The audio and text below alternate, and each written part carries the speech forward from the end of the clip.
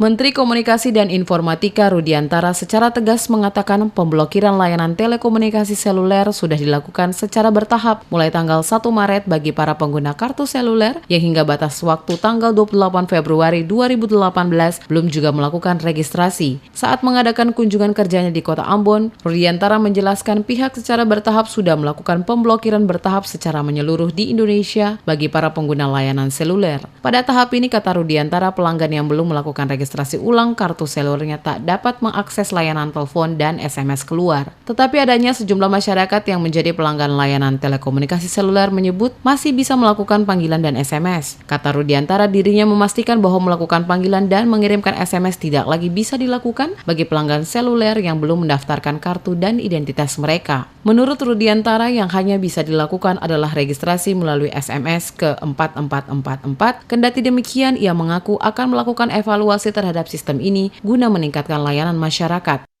Enggak, udah. Jadi yang sampai tanggal 28 kemarin belum registrasi, itu sudah mulai dilakukan pemblokiran secara bertahap.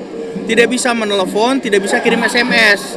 Tapi kirim SMS untuk registrasi 444 masih dibuka. Masih aktif, masih bisa komunikasi. Ya, kalau nerima bisa, telepon yang nggak bisa.